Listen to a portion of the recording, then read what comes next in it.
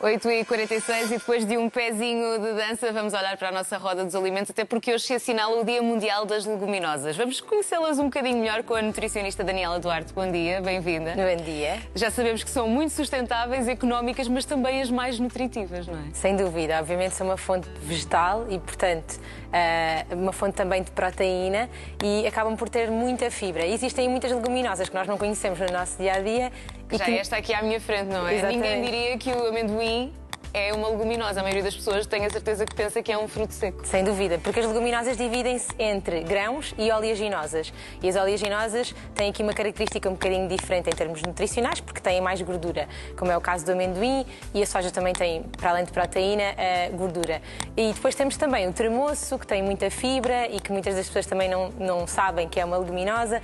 O tremoço ajuda a diminuir os níveis de açúcar no sangue e muitas das vezes é um bom aliado quando nós gostamos de fazer aquele snacking à tarde. E é para comer com casca ou sem casca? Então, é muito importante perceber que, como ele tem uma salmoura, a casca muitas das vezes tem muito sal e é importante que se consuma com casca porque é onde está mais fibra, onde existe mais fibra, mas que se demolhe previamente 2 ou 3 vezes. Salgado. Exatamente, para retirar um bocadinho aqui o teor de sal. Obviamente é uma opção muito melhor versus outros aperitivos porque é menos calórica. Claro. Passamos depois, se calhar, à alfarroba.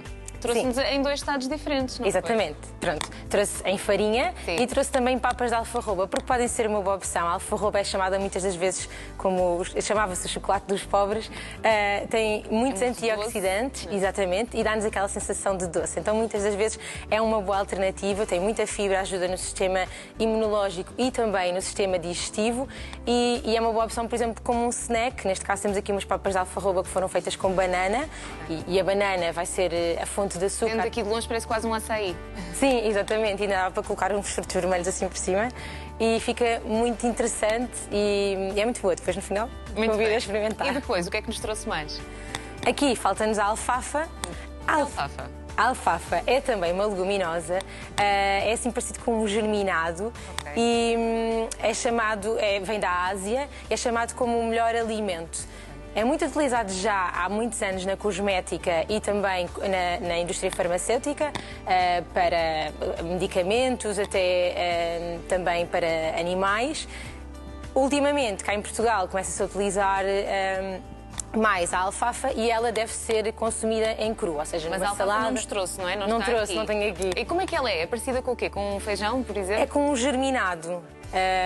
Como é que não é bem como a erva aromática, pronto. Mas mais por aí? Mais por aí, exatamente, sim. Utiliza-se mesmo em saladas, como topping de saladas, para infusões, deve ser consumida crua para conseguirmos absorver melhor as características nutricionais dela. E depois, este aqui é o quê?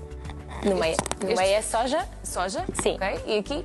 Aqui então temos a soja granulada, as duas sojas granuladas e neste caso foi hidratada. Isto porquê? Porque muitas das vezes é muito importante nós hidratarmos as leguminosas, porque elas têm aquilo que nós chamamos os antinutrientes.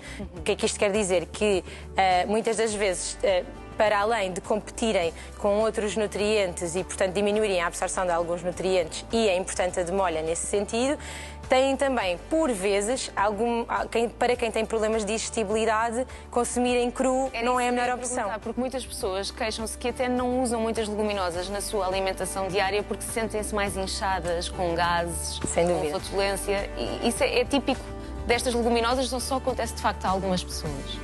É típico destas leguminosas porque elas têm muita fibra, mas há estratégias que nós podemos adotar para melhorar essa digestibilidade, como a demolha, como, por exemplo, ferver em água e, obviamente, conseguimos também diminuir esses compostos, ou então, quando estamos a cozinhar, utilizar uma rodela de gengibre ou uma alga que se chama alga kombu.